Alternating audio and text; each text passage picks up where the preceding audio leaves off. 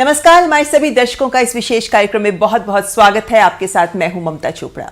वित्त मंत्री निर्मला सीतारमण ने साल 2022-23 के लिए बजट संसद में पेश कर दिया है। आजादी के 75वें वर्ष में जो बजट पेश किया गया है वो आजादी के 100 साल तक पहुंचते हुए क्या होनी चाहिए हमारे विकास की दशा दिशा, इसी पर आधारित है। कई अहम घोषणाएं अलग अलग क्षेत्रों में की गई हैं। हमारे साथ इस वक्त मौजूद हैं केंद्रीय रेल, संचार और आईटी मंत्री अश्विनी वैष्णव। अश्विनी जी, बहुत बहुत स्वागत है आपका। क्योंकि ये एक बजट ऐसा है जिससे सभी को बहुत उम्मीदें हैं। कोरोना कालखंड में आ रहा है ये बजट। ऐसे में सबसे पहले, क्योंकि आप तो 3 मंत्रालयों की जिम्मेदारी संभाल रहे हैं मंत्री जी, कितने संतुष्ट हैं आप इस बजट से और किस तरह ये भविष्य की दशा दिशा दिखाता है? बहुत ही महत्वपूर्ण बजट है और इस बजट में जो देश की दिशा को बदलने की शक्ति है। आप देखिए, 2014 में जब सरकार आई, प्रधानमंत्री श्री नरेंद्र मोदी जी ने देश का नेतृत्व संभाला, तब हमारी इकोनॉमी की हालत बहुत ख़राब थी। बैंक्स की बैलेंस शीट एकदम बुरी हालत में थी, कॉरपोरेट्स की हालत बुरी थी, एक पॉलिसी पैरालिसिस का माहौल था। शुरू में कुछ वर्ष लगे, 3-4 साल लगे, पहले बैंक्स की बैलेंस शीट को ठीक किया गया, कॉरपोरेट्स को ठीक पे लाए, इंस्टीट्यूशंस बनाए, सब जगह पारदर्शिता आई। उसके बाद में जब सिचुएशन एक बैलेंस, जब बेस अच्छा बन गया, तो एक इन्वेस्टमेंट ड्रिवन ग्रोथ की बजट की एक पूरी की पूरी डायरेक्शन चेंज करने वाली कल्पना की गई। तो पिछले बजट में 5.5 लाख करोड़ का कैपिटल इन्वेस्टमेंट हुआ था पिछले साल के, और आज 7.5 लाख करोड़। स्वतंत्र भारत के इतिहास में कभी भी इतना बड़ा कैपिटल इन्वेस्टमेंट किसी भी बजट में आज तक सोचा नहीं गया है। तो प्रधानमंत्री जी का विजन है कि हम 2047 के लिए देश को कैसे तैयार करें। ये अमृत काल है। इस अमृत काल में कैसे हम देश को तैयार करें कि जब हमारा शताब्दी वर्ष हो आज़ादी का, राष्ट्र तो हजारों वर्ष का है, आज़ादी का जब शताब्दी वर्ष आए तब हम देश को कैसा देखना चाहते हैं, उसकी तैयारी अभी से करनी पड़ेगी। उसके ऊपर काम हमको अभी से करना पड़ेगा। तो ये है उस बजट का महत्व जी। चलिए, आपके पास जो मंत्रालय है मैं उसके संदर्भ में आपसे बात करना चाहूँगी, और सबसे पहले शुरुआत रेलवे से करना चाहूँगी, क्योंकि भारतीय रेल करोड़ों लोगों की आकांक्षाओं, उम्मीदों, उनकी ज़िंदगी का भार ढोती है। तो अगर हम रेलवे बजट की बात करते हैं तो हालांकि आवंटन बढ़ाया गया है, लेकिन 2015 में जैसे कहा गया था कि अगले 5 साल में, रेल बजट में कहा गया था अगले 5 साल में हम सेल्फ सस्टेनिंग हो जाएंगे। तो सबसे पहले यही जानना चाहते हैं आपसे कि भारतीय रेल इस दिशा में कितना आगे बढ़ पाई है, ऑपरेटिंग रेशियो को हम कितना सुधार पाए हैं?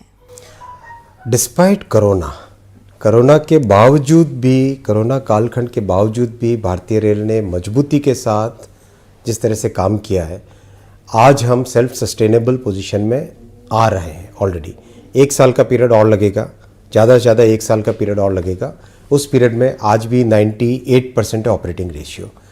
मुझे लगता है अगले साल हमारा टारगेट है 97%, 96% तक ऑपरेटिंग रेशियो को ले आएंगे। फिर उसी मोमेंटम को आगे बनाए रखना। देखिए, इस बजट का सबसे महत्वपूर्ण जो मुद्दा है रेलवे के लिए, आवंटन बढ़ा है, कैपिटल इन्वेस्टमेंट बढ़ेगा। जो रेलवे की सबसे बड़ी समस्या क्या थी, रेलवे में नई टेक्नोलॉजी को यूज़ करने के मॉडल्स नहीं बन पाए थे। छोटे व्यापारी के लिए, छोटे किसान के लिए, उनके लिए मॉडल्स नहीं बन पाए थे। एक बल्क के लिए बहुत अच्छा था रेलवे कि भाई आयरन ओर लेके चले गए, कोल लेके चले गए, वो सब ठीक है वहाँ पे। एक छोटे इंडस्ट्री के लिए, छोटे किसान के लिए, छोटे व्यापारी के लिए रेलवे का जो एक बहुत बड़ा सेगमेंट है, छोटा सेगमेंट नहीं है, बहुत विशाल सेगमेंट है, उस सेगमेंट के लिए कोई प्रोडक्ट नहीं था। Postal network, 1.5 lakh post offices देश भर में, उनके साथ कैसे रेलवे को इंटीग्रेट किया जाए, पैसेंजर्स का एक्सपीरियंस कैसे चेंज हो, किस तरह से नई ट्रेन्स आए, किस तरह से स्टेशन नए बने, किस तरह से सेफ्टी के ऊपर जो सबसे महत्वपूर्ण पॉइंट है, सेफ्टी के लिए जो लेटेस्ट टेक्नोलॉजी है वो कैसे लगे। तो ये जो विषय, इन सब विषयों का बहुत अच्छे तरीके से और बहुत ही स्पष्ट तरीके से पीएम गति शक्ति के फ्रेमवर्क में एक पूरा स्कीम बनी है, पूरा प्रोजेक्ट जी। तो इन्हीं घोषणाओं को एक एक करके लेना चाहूंगी। सबसे पहले कवच, क्योंकि हमेशा से बात कही जाती रही है कि भारतीय रेल की सुरक्षा, यात्रियों की सुरक्षा कितनी महत्वपूर्ण है। क्षमता विकास और सुरक्षा, इन 2 मोर्चों पर कवच काम करता है। अब कहा गया है कि 2000 किलोमीटर तक का जो नेटवर्क है उसको इससे जोड़ा जाएगा। अभी तक हम कितना आगे बढ़ पाए हैं और ये कितना व्यवहारिक रहेगा? कवच में बहुत काम हुआ है। सबसे पहले उसका SIL4 सर्टिफिकेशन। SIL4 सर्टिफिकेशन एक इंटरनेशनल सर्टिफिकेट होता है। SIL4 सर्टिफिकेशन का मतलब क्या हुआ, अगर हम एकदम आसान शब्दों में समझें तो इसका मतलब 10,000 वर्षों में एक गलती। 10,000 वर्षों, कोई सिस्टम की लाइफ 25 साल है, लेकिन उसकी इतनी रिलायबिलिटी होना पहला। दूसरा, उसके जितने भी टेक्निकल एलिमेंट्स हैं जो ट्रैक पे लगेंगे, जो ट्रेन में लगेंगे, उसका डिस्प्ले कैसे होगा, पायलट्स की ट्रेनिंग कैसे होगी, वो सारे के सारे एलिमेंट्स सारे तय हो गए, फ्रीज हो गए। तीसरा, सप्लायर्स, कॉन्ट्रैक्टर्स जिस तरह से जो भी रेलवे के साथ जुड़ते हैं वो इसका एग्जीक्यूशन कैसे करेंगे, उसके कॉन्ट्रैक्ट डॉक्यूमेंट्स कैसे बनेंगे। चौथा, हमारे सारे के सारे इंजीनियरिंग स्टाफ की ट्रेनिंग। तो ये सारे काम हो गए। 2000 से ज़्यादा के प्रोजेक्ट्स ऑलरेडी सैंक्शन हो गए। इस साल 2000 किलोमीटर का टारगेट ले रहे हैं और इस साल 2000, अगले साल कोशिश करेंगे 3000, 4000, इस तरह से करके तेज़ी से उसको आगे बढ़ाना। क्योंकि देखिए, कवच से आप सोचिए कि अगर 2 ट्रेन्स अपनी एक तरफ सेम पटरी पे अगर आ भी रही हैं, बाई चांस गलती से विदिन 1 किलोमीटर अपना आप रुक जाएंगी। बाई चांस एक ट्रेन एक ही पटरी में आगे जा रही है, उसके पीछे जा रही है, विदिन 1 किलोमीटर अपने आप रुक जाएगी। ऑटोमेटिक ट्रेन प्रोटेक्शन है ये। चाहे फॉग हो, चाहे कोई कंडीशन हो, किसी भी कंडीशन में आज ड्राइवर को, पायलट को बाहर देखना पड़ता है, उसको बाहर किस तरह से है उस पर भरोसा करना पड़ता है। इसमें कैब के अंदर ही ड्राइवर को सब कुछ दिख जाएगा। और ये स्वदेश निर्मित है, सबसे बड़ी बात। हमें विश्वास है अगले 4-5 सालों के बाद में, अगर हम 4-5 वर्षों में अगर इसको हम अपने नेटवर्क पे प्रूव कर लेंगे, उसके बाद में इसको एक्सपोर्ट करेंगे। मंत्री जी, एक आम जन को ये होता है कि भाई मैं ट्रेन में स्टेशन पर जाऊं, मुझे टिकट मिल जाए, रिजर्वेशन मिल जाए, उसके बाद मैं ट्रेन में बैठूं तो मुझे साफ़ सुथरी ट्रेन मिले, अपने गंतव्य पर मैं खुशी खुशी हंसते हंसते पहुंच जाऊं। ये सपना साकार करने में हम कितना आगे बढ़ पाए हैं? क्योंकि आज 400 वंदे भारत ट्रेन्स की भी घोषणा की गई है, वो भी 3 सालों में। और देखें, अगर हम 400 वंदे भारत जैसी आधुनिकतम ट्रेन चलेगी तो लगता है वो, जैसे कहते हैं ना, तस्वीर बदलने वाली बात हो जाती है। तैयार है उसके लिए पूरा। प्रधानमंत्री जी ने जो हम सब के लिए, हम जितना भी मतलब सोचते हैं, प्रधानमंत्री जी उससे ज़्यादा बड़ा हमारे लिए टारगेट सेट करते हैं। बहुत अच्छा लगता है, काम करने में मज़ा आता है। पूरी तैयारी है। और एक देखिए, कोई भी प्रोडक्ट जब भी बनता है उसकी फर्स्ट जनरेशन होती है, second, third version, version 4, version 5 ऐसे बनता है। देश में ये टेक्नोलॉजी डेवलप हुई है वंदे की, सारी दुनिया चकित है कि हिंदुस्तान में कैसे 160-180 किलोमीटर की इसकी स्पीड है। 180 की स्पीड हिंदुस्तान में कैसे डेवलप हो गई, तो सारी दुनिया चकित है। तो फर्स्ट वर्जन था, 2 ट्रेन बहुत अच्छी चल रही है। सेकंड वर्जन में 75 ट्रेन्स का पीएम साहब ने लाल किले से घोषणा की थी, तो उसकी डिज़ाइन कंप्लीट हो गई, उसकी मैन्युफैक्चरिंग चल रही है। अब टेस्टिंग चालू हो जाएगी अप्रैल में और जुलाई अगस्त में उसका सीरियल प्रोडक्शन चालू हो जाएगा। तो आज साहब ने नया टारगेट दे दिया कि उसकी भी अगली जनरेशन बनाओ, तो मज़ा आएगा। तो यानी ये 400 कब तक हमारे पास पहुंच जाएंगे? 3 साल में ट्रैक्स पे दौड़ेंगी। अच्छा, एकदम आधुनिक होगी। लोगों को लगेगा कि वाकई जो आपने जिन शब्दों में कहा, स्टेशन नए होंगे, स्टेशन नए तरीके से, जिसमें स्टेशंस पे चलना फिरना रुकना, जो हम सब का ड्रीम है। अभी तो हमें 2 ही नए स्टेशन ऐसे दिख रहे हैं जिनको आप कह रहे हैं कि भविष्य के मॉडल बनाना पड़ता है। देखिए, अब मैं हमारी परिस्थितियों के हिसाब से डेवलपमेंट को करना है। ऐसा नहीं कर सकते हम कहीं से भी कॉपी करके तुरंत ले आए। तो हमें अपनी परिस्थितियों के हिसाब से पहले मॉडल बनाना पड़ता है, फिर उस मॉडल को हम रेप्लिकेट करते हैं। हमारी लर्निंग्स होती हैं, कुछ एक्सपेरिमेंट्स होते हैं, कुछ पायलट्स होते हैं, उससे लर्निंग्स होती है। लर्निंग से फिर हमें आगे बढ़ना होता है। यानी वादा है, इरादा है, अब उसको लेकर आगे बढ़ना है। जो भारतीय रेल है उसके लिए हमेशा ये कहा जाता है कि आमदनी अठन्नी, खर्चा रुपया। यानी आमदनी इतनी होनी चाहिए कि आप अपने आप को सस्टेन कर सकें। और इसलिए ये भी कहा जाता है कि एक आइडियल कंडीशन है कि हमको फ्रेट में भी, जो ओवरऑल फ्रेट है उसमें भारतीय रेल का प्रतिशत कम से कम 45% तक होना चाहिए। ये एक आइडियल सिचुएशन मानी जाती है। तो इस दिशा में भी कितने आशान्वित हो सकते हैं हम कि भारतीय रेल आगे बढ़ रही? अभी जो इन्वेस्टमेंट्स होंगे, उन इन्वेस्टमेंट से रेलवे की कैपेसिटी बहुत बढ़ेगी। सिग्नलिंग में कवच से कैपेसिटी बढ़ेगी। बहुत सारी जगह जो सुपर क्रिटिकल सेक्शंस हैं, उन सेक्शंस में इन्वेस्टमेंट क्रिटिकल सेक्शंस में, और इसके अलावा बहुत सारी जगह ऐसी जहाँ पे second rail, third rail, fourth line, इन सब की ज़रूरत है। वो सारे के सारे इन्वेस्टमेंट्स का 2 साल के अंदर अंदर कंप्लीट हो जाएगा। पिछले साल बहुत हुए, उससे पिछले साल भी बहुत हुए। पिछले 7 वर्षों में जितना इन्वेस्टमेंट हुआ है रेलवे में, कभी ऐसा इन्वेस्टमेंट हुआ नहीं था। तो उसके कारण आज परिस्थितियाँ बहुत बेहतरीन हो रही हैं।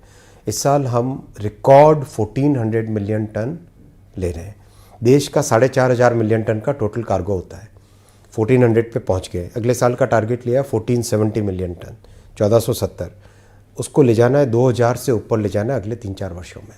तो फिर जो आप कह रहे हैं 45% होनी चाहिए, उसी दिशा में आगे बढ़ रहे हैं।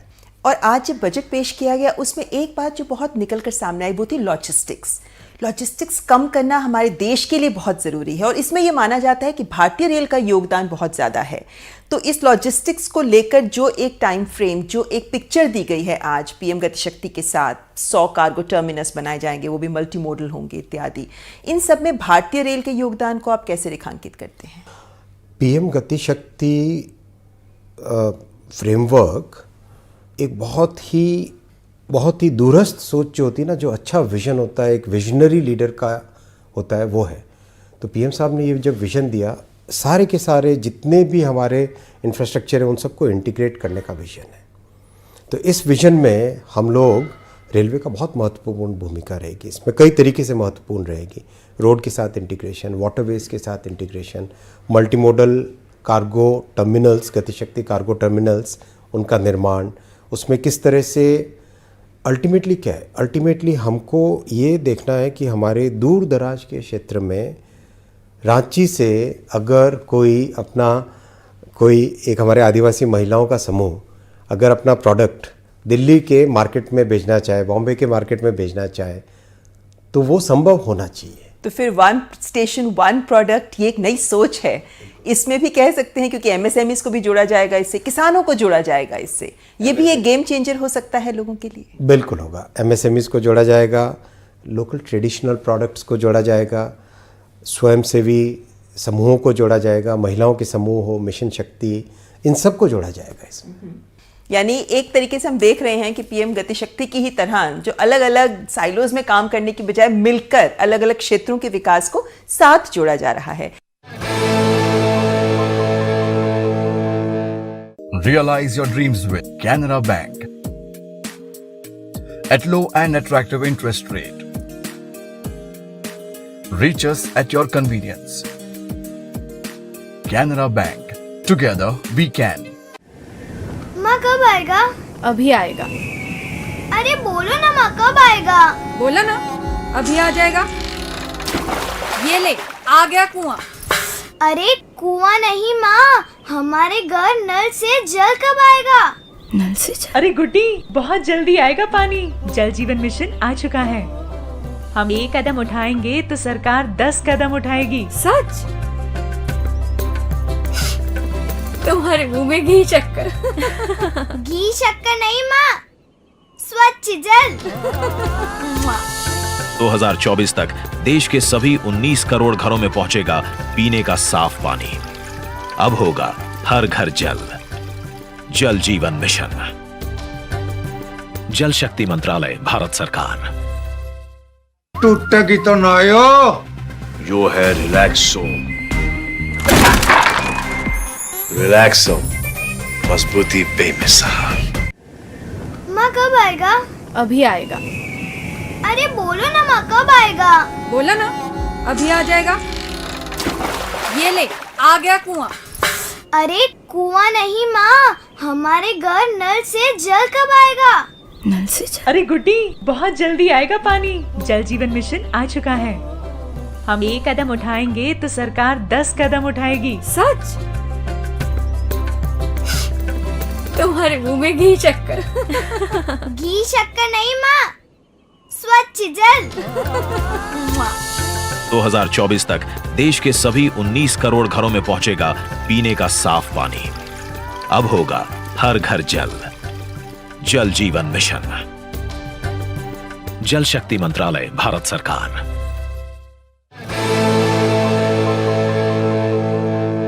जब हम बात करते हैं विकास की, तो आज के दौर में तो मंत्री जी संचार एक ऐसा क्षेत्र है जिसमें जो विकास के साथ जुड़कर आगे बढ़ता है। हमारे यहाँ स्मार्टफोन्स की बात करें, हम पहले ही जानते हैं कि सबसे ज़्यादा स्मार्टफोन यूज़र्स हमारे देश में हैं, इत्यादि बहुत सारे आयाम। संचार के क्षेत्र में अब जो ब्रॉडबैंड की बात की जा रही है, भारत नेट की बात हो रही है, काम ऑलरेडी चल रहा है, लेकिन अब भी एक दरकार रहती है दूर दराज के क्षेत्र में पहुंच के कि भाई सिग्नल नहीं आ रहा, कैसे करें, कहाँ जाएं। बच्चों की पढ़ाई कोरोना कालखंड में इसी के ऊपर निर्भर रही है। ये तस्वीर कब तक बदल पाएंगे हम अपने देशवासियों के लिए? 3 बहुत महत्वपूर्ण स्टेप्स लिए गए। पीएम साहब ने एक हमको क्लियर विजन दिया कि हमें हमारा टेक्नोलॉजी स्टैक पूरा बनाना है, टेलीकॉम का आत्मनिर्भर हमें होना ही होना है। इसमें इस टेक्नोलॉजी स्टैक में क्या है? Core network, radio network, telecom के इक्विपमेंट, कंप्लीट पूरा का पूरा। आज हमारा कोर नेटवर्क रेडी हो गया है, टेस्टिंग चल रही है, चंडीगढ़ में टेस्टिंग चल रही है, इसके प्रूफ ऑफ कॉन्सेप्ट कहते हैं, POC, वो चल रहा है।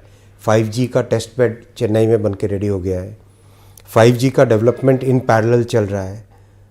तो कंप्लीट टेक्नोलॉजी का स्टैक प्लस टेलीकॉम इक्विपमेंट के लिए 35 कंपनीज को PLI में अप्रूव किया गया है।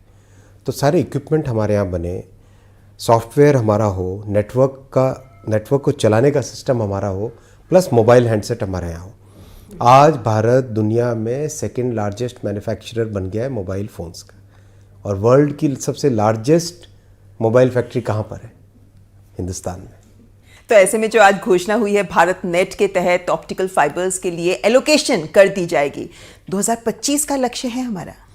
पहुंचेंगे। बहुत तेजी से काम चल रहा है, और लोगों का सहयोग भी जबरदस्त मिल रहा है। क्योंकि अभी हम 5G की बात कर रहे हैं ना मंत्री जी, और आज बजट में कहा गया है कि 5G के लिए स्पेक्ट्रम एलोकेशन एक बड़ा निर्णय जो आज कहा गया इस साल से शुरुआत हो जाएगी। बिल्कुल। पहले तो हम 4G तक ही लोगों को पहुंचाएं, उसके बाद हम 5G। 4G और 5G का एक ऑर्गेनिक, ऐसा नहीं है कि 4G और 5G की टेक्नोलॉजीज एकदम अलग अलग हो, ऐसा नहीं है। ये टेक्नोलॉजी एक के ऊपर एक बैठी हुई, राइट, एक स्टेप से लेके अगला स्टेप है। तो अभी जो 5G के स्पेक्ट्रम का आज घोषणा की, उसमें ऑलरेडी ट्राई के साथ कंसल्टेशन करीब कंप्लीट होने का है। ट्राई का हमें लगता है कि मार्च तक उसके रिकमेंडेशंस आ जाएंगे। उसके तुरंत बाद में ऑक्शन करके हमें स्पेक्ट्रम एलोकेशन करके 5G का रोल आउट चालू करना है इस वर्ष में। और लोग तैयार, इंडस्ट्री तैयार है, हम लोग तैयार हैं, कंप्लीट तैयार। और ये एक नया स्टेप होगा मुझे लगता है भारत के लिए भी। स्पीड बहुत बढ़ेगी। इलेक्ट्रॉनिक्स की भी अगर हम बात करते हैं तो हम देखते हैं कि ये एक ऐसा सेक्टर है, जैसे सनराइज सेक्टर्स में सेमीकंडक्टर्स की बात भी की है वित्त मंत्री ने, लेकिन ये एक ऐसा सेक्टर है जहाँ पे मैन्युफैक्चरिंग को बढ़ावा देने का स्कोप बहुत ज़्यादा है। लेकिन एक बात ये भी महसूस की जाती रही है कि अगर हमें आत्मनिर्भर बनना है इलेक्ट्रॉनिक्स के क्षेत्र में, तो फिर उसमें रिसर्च और डेवलपमेंट में भी इन्वेस्ट करना बहुत ज़रूरी है। ये सब इंटरलिंक्ड है ना। तो इस बजट के माध्यम से आप इलेक्ट्रॉनिक्स को कितनी रफ्तार होते देखते हैं? 7 साल पहले इलेक्ट्रॉनिक्स मैन्युफैक्चरिंग इंडिया में होगी ऐसा सोचा नहीं जाता था।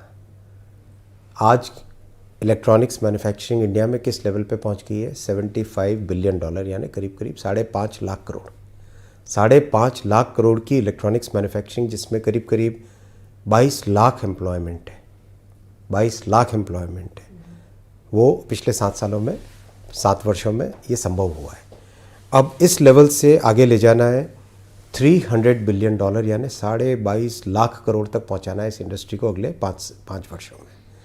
तो आज बजट में इसकी घोषणा हुई। मैं माननीय वित्त मंत्री जी को धन्यवाद देना चाहता हूं। उन्होंने इलेक्ट्रॉनिक प्रोडक्शन के, मैन्युफैक्चरिंग के जो कंपोनेंट्स है उसके ऊपर कस्टम ड्यूटी में बहुत अच्छे चेंजेस किए हैं, प्लस PLI स्कीम के लिए जो एलोकेशंस चाहिए वो किए हैं। और जो बेसिक फीड होता है इलेक्ट्रॉनिक्स मैन्युफैक्चरिंग के लिए सेमीकंडक्टर का, दिसंबर में स्कीम अप्रूव की थी माननीय प्रधानमंत्री जी ने।